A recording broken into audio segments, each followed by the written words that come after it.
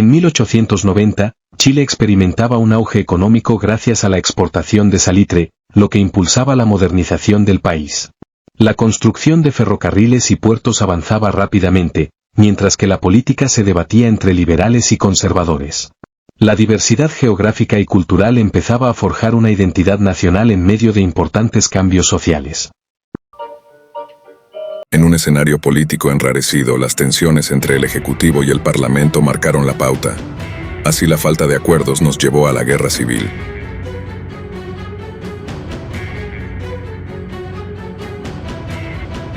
Antes de la guerra civil, en 1887 se estableció una nueva organización para el Ejército y la Marina.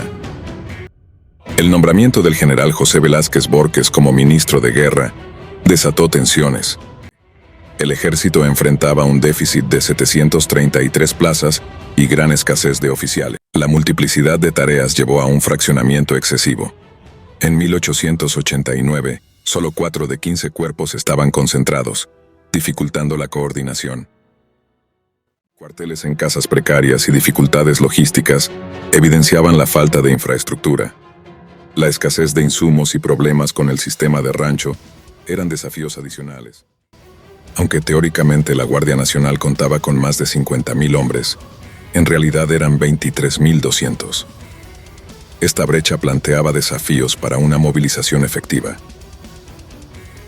La falta de postulantes y la necesidad de cambios en la formación militar eran evidentes. La escuela militar y la academia de guerra enfrentaban desafíos significativos. La situación de la Armada no era mejor. Sin embargo, estaba en pleno desarrollo con construcciones navales en el extranjero, que harían más poderosa la escuadra. El clima político tenso previo a la guerra civil involucró a las Fuerzas Armadas, que tomaron diversos posicionamientos. Mientras la mayoría del ejército respaldaba al presidente Balmaceda, la Marina apoyaba al Congreso. Se observaba una creciente polarización en las fuerzas militares, con participación en actos públicos. La posición de los militares respecto a la obediencia pasiva versus la reflexiva fue objeto de debate, con figuras como Jorge Bunen Rivera, argumentando a favor de una obediencia reflexiva en ciertas circunstancias. La Armada, liderada por el capitán de navío Jorge Montt, apoyó mayoritariamente a los congresistas, mientras que algunos oficiales del ejército se unieron a esa causa, incluyendo a Estanislao del Canto, Emilio Corner y Jorge Bunen. Sin embargo, es notable que los altos mandos de la Marina, como Juan Williams Rebolledo y Luis Uribe, renunciaran en protesta por la acción revolucionaria de la escuadra. Mientras tanto, el ejército regular se mantuvo leal a Balmaceda, y la contienda se desarrolló tanto por mar como por tierra. El Congreso se negó a aprobar las leyes fundamentales, lo que llevó al presidente Balmaceda a declarar la renovación de las mismas leyes del año anterior. La oposición emitió un manifiesto desconociendo las facultades del Poder Ejecutivo y llamando al Congreso a defender la Constitución. Balmaceda cerró el Congreso el 11 de febrero de 1891, desencadenando 6 meses de guerra civil, la que cobró la vida de miles de chilenos. Zapiga, Alto Hospicio, Pisagua, Dolores Guara, Iquique y Pozo Almonte fueron escenario de duros combates. Las confrontaciones se trasladaron a la zona central, con enfrentamientos significativos. La guerra atrajo la atención internacional, con Estados Unidos apoyando abiertamente a Balmaceda y Gran Bretaña, mostrando preferencias por los revolucionarios. Tras las batallas de Concón y Placilla, Balmaceda comprendió que su mandato había llegado a su fin y dimitió el 29 de agosto de 1891. El mando ejecutivo fue entregado al general Manuel Baquedano, quien renunció solo 3 días después, dando paso a la Junta, presidida por Jorge Montt. Luego se estableció un régimen parlamentario que limitó el poder del jefe de Estado. Después de la devastadora guerra civil, Chile se enfrentó a un gran desafío: reconstruir su nación fracturada. En este episodio, exploraremos los esfuerzos para restaurar la paz. 1892, bajo la dirección del ministro de Guerra y Marina, Luis Barros Borgoño, se implementaron medidas audaces para reorganizar el ejército, recompensar a quienes lucharon por el gobierno constitucional y reestructurar las Fuerzas Armadas. El reclutamiento se centró inicialmente en Tarapacá, asegurando recursos humanos y materiales para el ejército. Una vez establecido el control en el centro del país, el enfoque se trasladó a la estabilización política y social y a administrar justicia a los derrotados. Se otorgaron gratificaciones y ascensos a los oficiales y tropas que lucharon en la guerra, mientras se reactivaba la Ley de Recompensas de 1881 para financiar estas medidas. La reorganización del ejército se basó en un nuevo modelo de guerra, considerando la posibilidad de enfrentar a múltiples enemigos. Se establecieron zonas militares, divisiones del ejército, y se creó el Estado Mayor General para mejorar la planificación y el control.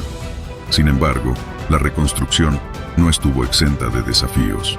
El aumento de la criminalidad durante la posguerra requirió el despliegue de tropas de línea para apoyar a las fuerzas policiales, mientras que la pérdida de expedientes durante la guerra planteó problemas administrativos. Mientras tanto, la Marina chilena continuó su desarrollo sin problemas significativos. A diferencia del ejército, esta experimentó un proceso menos traumático durante la Guerra Civil y pudo centrarse en mejorar sus capacidades técnicas y operativas.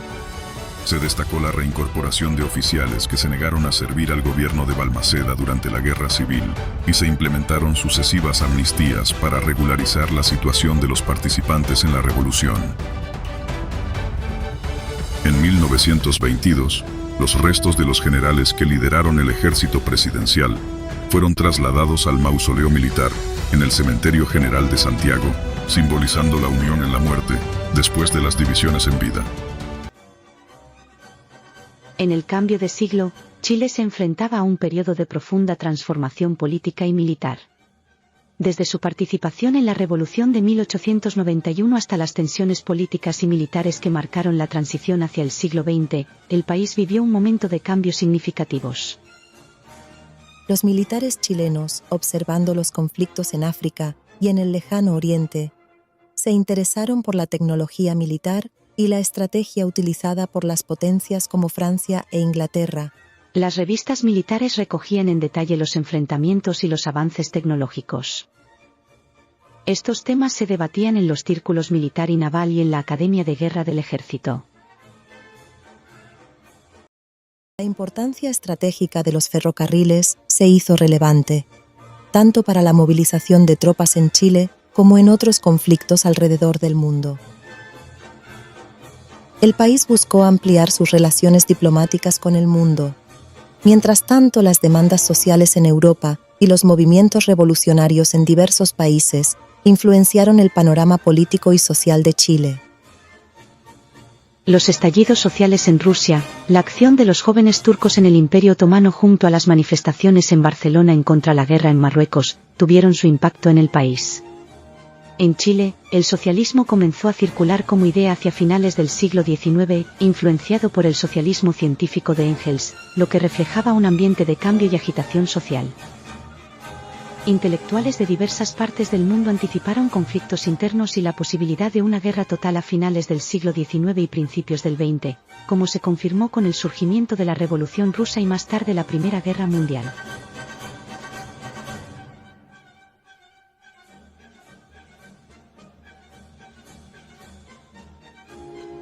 Tras la Guerra del Pacífico, las Fuerzas Armadas chilenas iniciaron un proceso de reflexión y transformación. La influencia alemana fue crucial en la profesionalización del ejército y la adopción de nuevas estrategias y tácticas.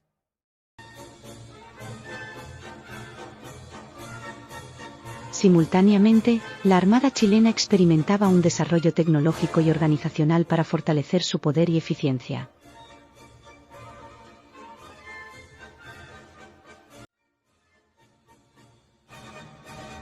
Sin embargo, este periodo de cambio también estuvo marcado por tensiones internas. Sectores de las Fuerzas Armadas, especialmente quienes apoyaron a Balmaceda, expresaron su malestar a través de campañas oposicionistas. Hubo intentos subversivos en 1892, luego en 1893 y 1894, que lideraron los comandantes Ezequiel Fuentes y Guillermo Armstrong, quienes quisieron tomarse el cuartel de artillería, actual edificio del ejército. Más tarde en 1896 se acusó al general Estanislao del Canto en el complot de las cafeteras. Los intentos de golpes de Estado y las luchas internas reflejaron una época de inestabilidad política y militar en Chile.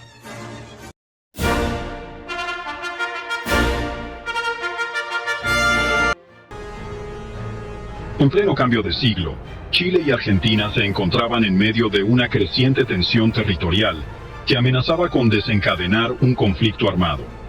Sin embargo, esta situación no ocurría en un vacío, sino en el contexto de una América Latina. La crisis llegó a un punto álgido en 1898, cuando ambos países comenzaron a prepararse para un posible conflicto armado. La respuesta fue rápida y decidida. A pesar de las dificultades, se logró preparar debidamente a la Guardia Nacional en cada zona jurisdiccional. En Iquique y otras ciudades, se organizaron comités patrióticos para apoyar la adquisición de armamento y la preparación de la Armada. La prensa local destacaba el fervor patriótico de la población. Ante la amenaza de guerra, la Armada chilena activó la cañonera Magallanes. A su vez, organizó una escuadra de evoluciones con una división de cruceros, una de buques blindados y una tercera de unidades menores. Se realizó un crucero de preparación para el combate. La división de blindados la componían el Pratt, el Cochrane y el O'Higgins. La de cruceros la integraban el Esmeralda, el Blanco Encalada, el Centeno, el Presidente Pinto y el Presidente Errázuriz, mientras que en la de buques livianos estaban los destructores Munos Gamero, Orella, Serrano y Riquelme, junto a los cazatorpederos Lynch, Condell y Simpson. A estos se sumaban más de 12 torpederas capaces de navegar mar adentro, construidas en el país. En tierra se construyó el fuerte Curaumilla, artillado con canones Krupp de 43 toneladas. En Argentina, las acciones también se intensificaron. La fundación de nuevos pueblos y la movilización de tropas cerca de la frontera. La Armada Argentina en pie de guerra contaba con 4 acorazados y 5 cruceros. La construcción naval continuó por encargo en Europa y se detuvo recién en 1902. Este periodo se conoció como la Paz Armada. Ante la gravedad de la situación, el general Körner, jefe del Estado Mayor General del Ejército, presentó a la Junta de Defensa Nacional un plan de guerra. Este consistía en invadir Argentina por las zonas de Antuco y Lonquimay en dirección a Neuquén, para luego continuar a General Roca, Río Negro y Chubut. Las negociaciones diplomáticas fueron intensas. El tema de la Puna se selló con el abrazo del estrecho entre ambos presidentes. La tensión entre ambos países se mantuvo hasta 1902, en que se firmaron los Pactos de Mayo. Hubo acuerdos en la limitación de armamentos y en los problemas limítrofes para llevar adelante el arbitraje de Inglaterra, aceptado en 1898. Se desplomarán primero estas montañas, antes que argentinos y chilenos rompan la paz jurada a los pies del Cristo Redentor. La paz jurada ha estado a punto de romperse durante el siglo XX. Sin embargo, fue posible mantenerla.